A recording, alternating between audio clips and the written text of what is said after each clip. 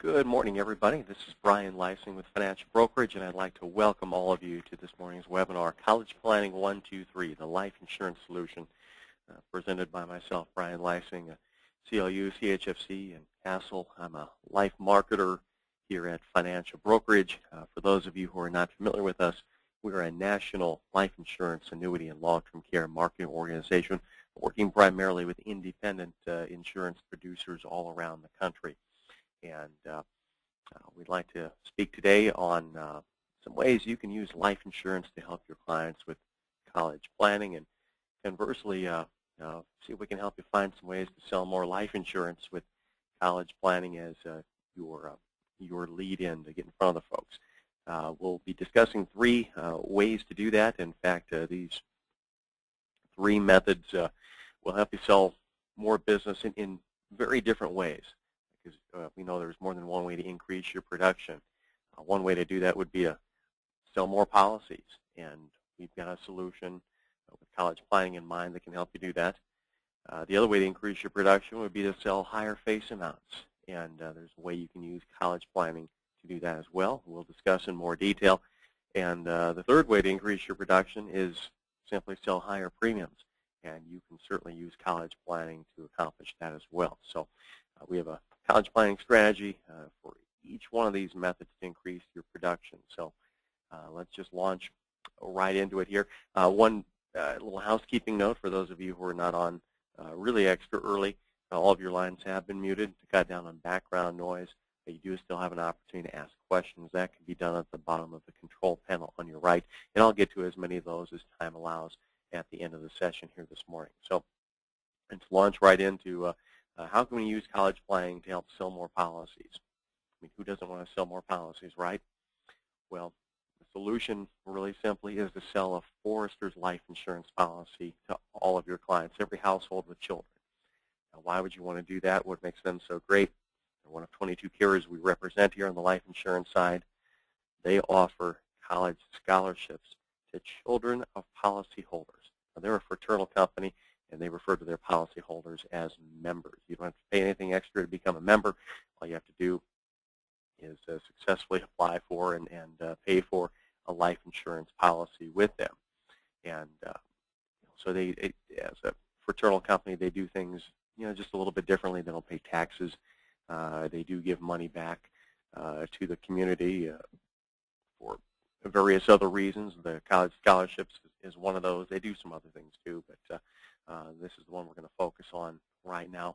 I don't know of another life insurance carrier out there that makes college scholarships available to children of policyholders. Forrester's got a dedicated website that talks about their competitive scholarship program, and to give you the very basics of it, they typically give out about 300 scholarships every year, and they only have let's say roughly 900 applicants every year too, so chances are pretty good that a child who applies for the scholarship, if they're a great student, they're probably going to get one of these.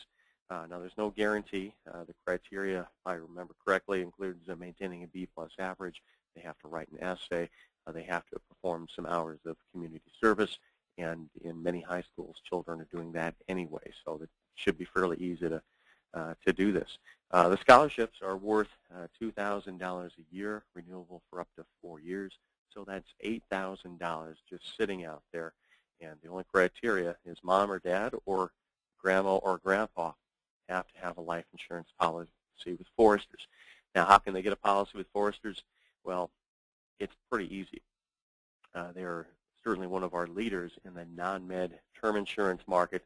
Also one of our leaders in the final expense market.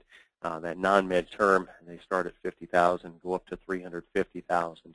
Your client doesn't even have to go through a pyramid exam. All they have to do is get a policy that costs at least, I think, $10 a month is their minimum premium requirement. And now their children potentially have access to $8,000 for their college expenses. This is something you could market to every household in your client database that has children in the household. Doesn't matter if they're rich, if they're middle income, if they're lower income. This is available for everybody. As long as your clients can afford $10 a month, for a life insurance policy on one parent, you can market this. And don't forget about this when you're talking to people who are grandparents as well. As long as the policy is at least $10,000, their grandchildren are eligible to apply for these college scholarships. So again, this is sort of your solution for every household out there, regardless of income level. So we've discussed how you can sell more policies to just about every client you have out there. Well, we can also increase our life insurance production by selling higher face amounts. Now, how do we do that? You just round up everything. If they say they need 250, do you quote them $500,000? Well, we can get a little more scientific than that. And we have to start, though, with the question, how do you determine how much coverage your client needs? And a lot of people just throw numbers out there, and then they wonder why the client never buys. Well, I gave them a quote for $100,000 and $250,000 and $500,000 and $1 million and 5, 10, 15, 20, 30-year term, and they didn't buy anything. Well, no wonder. You gave them too much stuff.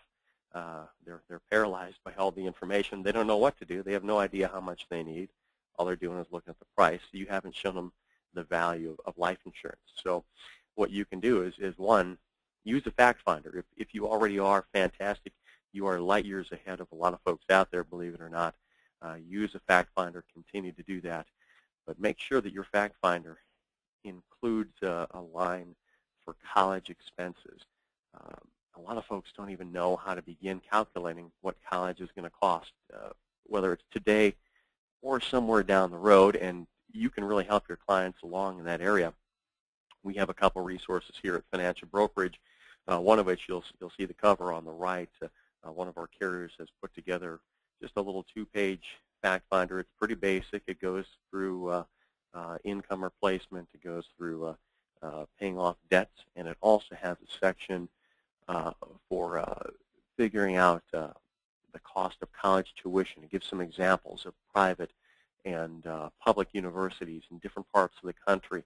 It gives what the tuition is today and what they project it to be at different points down the road. So if your client has no idea, you can help them along and get them in the ballpark, and then you're going to be adding this figure to the final death benefit figure that you come up with. We also have access to some software that can help you put together a little more detailed report. Maybe if you're more in an advisory type of role and clients want to see something on paper, that's something we can help you out with as well.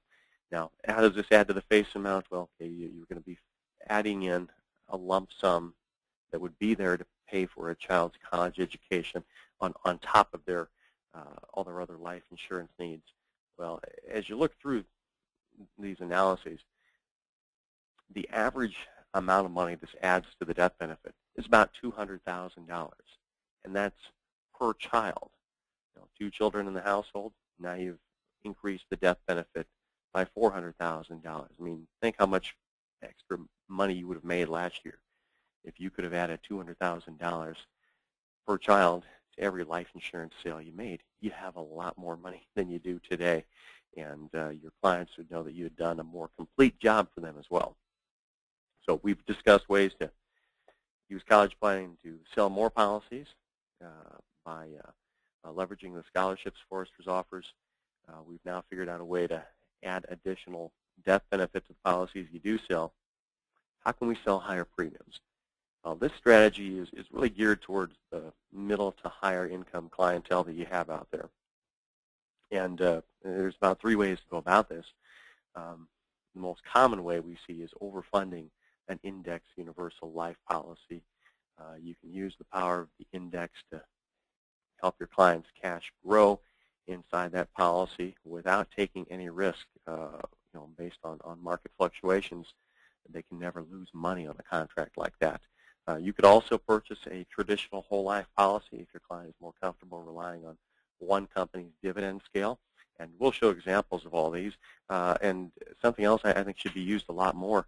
Why not look at a return of premium life insurance policy? You can get these for 15 and 20-year time periods, and you're going to know exactly the amount of money you're going to receive and the day that you're going to receive it. Let's look at these 3 strategies in a little more detail. Actually, before we get to that, I'm getting ahead of myself here. Why are we even using life insurance to help fund for college?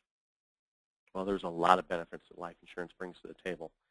One is the fact that we can accumulate cash inside these contracts and give our clients a death benefit. We spoke previously about how we can add $200,000 per child to every life insurance sale we make. Well, that's in case the client isn't there to provide the money for their child when they go to college.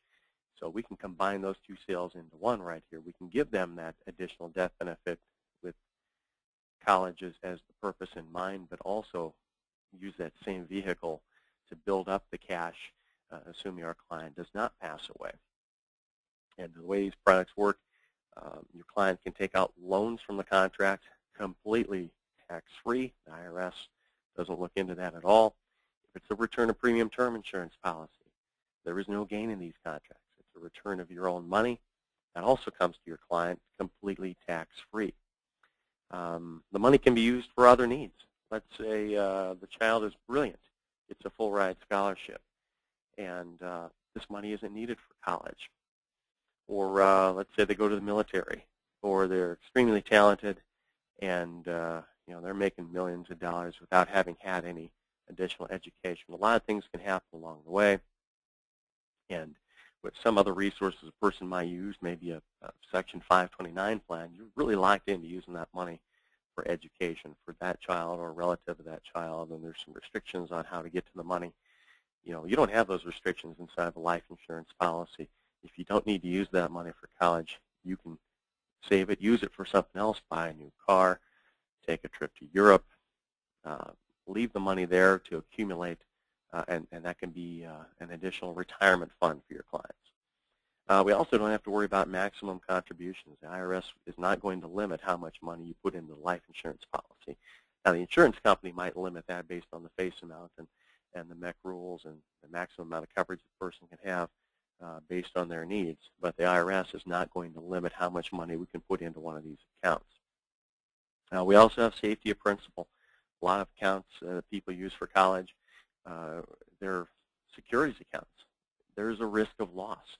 If the stock market goes down, your client's funds can go down and go negative. Then they have to make up everything they've lost. If you're using an index life, a whole life, a return of premium, there is no risk of loss due to stock market fluctuations. The worst they're going to do is make 0%. And probably the biggest reason to use life insurance in a college funding situation is that the money inside these contracts is excluded from the FAFSA calculations. That's the federal financial aid formulas.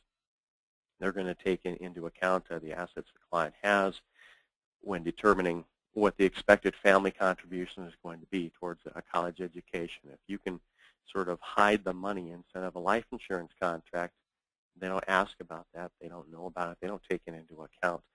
So your students you're working with can potentially be eligible for more financial aid, more loans, and the family still has access to all this money sitting out there that you wisely advise them to put into a life insurance contract.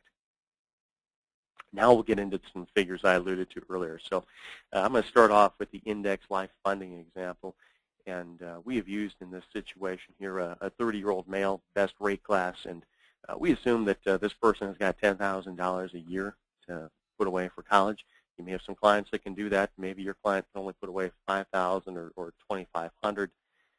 Just take all these figures, cut them in half, or divide them by 4 to see what those numbers would be. But in this situation, I pulled this illustration from Genworth Life, one of their new IULs. If we put in 10 grand a year for, let's say 15 years, maybe we're dealing with a 5-year-old in a household. They project $250,000. If your client could only put in 5 grand a year, I bet you we'd be looking at $125,000 available for college. So still a very significant amount. Now maybe you're dealing with a client who has got some very young children in the household, and we've got a longer time horizon. Maybe it's 20 years. If you look at the very bottom there, third column over from the right, now we're looking at over $400,000 available for whatever we need to use it for, whether it's college or something else down the road. And again, at a rate of $5,000 a year, we'd be looking at just over $200,000 available for college funding potentially. Now, let's say your client doesn't want to use an IUL. They don't understand it. Maybe you don't understand it. We do have some resources that can help if that's your situation, but maybe they understand traditional whole life. Well, we could use that same client and have them put in the same money, $10,000 a year, into a whole life product. And I happen to use MetLife in this situation. Now, using their dividend scale, it doesn't come up with quite as much cash as the IUL, but we still have a lot of money built up in there. In fact, if we look at year 15, we're looking at $176,000 that's available. If we go down 20 years, we're getting pretty close to $300,000 available. Again, cut the premium dollars in half. You could reasonably cut the cash values in half, and that's what you'd be looking at in some different situations. Now, I'd also like to show an example using a return to premium term policy. And for illustrative purposes, I set the premiums the same, or at least as close as I could come. So we've got nearly $10,000 a year going into this return of premium. Gives us a face amount of $5 million in this situation. And if you look at this, year 15, we do have an opportunity to get some money back to the client, just over $100,000. And if they take it out all the way to the end of year 20, we're looking at nearly $200,000 that could be returned to your client, all completely tax-free. They can do whatever they want with that. IRS doesn't care. And so this using a return of premium term policy is another way to help fund for a college education down the road. I'm going to throw a little what if at you here. Now, we've been talking about mom and dad putting money into a life insurance policy for the benefit of their children. Now, what if mom and dad don't have the cash flow? I mean, they're working 40, 50-hour work weeks. They're trying to put 2 kids through school, put food on the table, pay for sports and lessons and all sorts of stuff. Maybe they don't have the extra cash to do this. Well, what about grandma and grandpa? And you can ask mom and dad about grandma and grandpa if they live nearby, or if you have some senior clients. This is a great place to start. I mean, if you've been in the household of a senior client, you look at the pictures on the walls, and they've got grandchildren everywhere. And ask them one little question about their grandkids, and they're going to go on forever and ever and ever. They love those grandkids. They'll tell you all about their music programs, their ball games they've been to, the art projects, the time they came to visit, the time they took a vacation with them. You name it, they're going to go on and on forever. They love those grandkids. And they would do just about anything for them. Ask them a simple question, hey, do you know what sort of college planning your children have done for the benefit of your grandchildren? And get that discussion started within the family. And would you be interested in funding a plan if your children aren't able to do that at this point in time? And I bet you they'd say yes. And then you can go into the whole scenario of getting a policy on mom or dad, using the cash for the benefit of the child. But grandma and grandpa can be the payors of the policy. They can even own the policy if they want a little more control over what happens with that. So ask grandma and grandpa about the college funding plans for their grandchildren. Another conversation you could have with your senior clients would be to ask them if they have some money set aside somewhere that they don't need to use in retirement.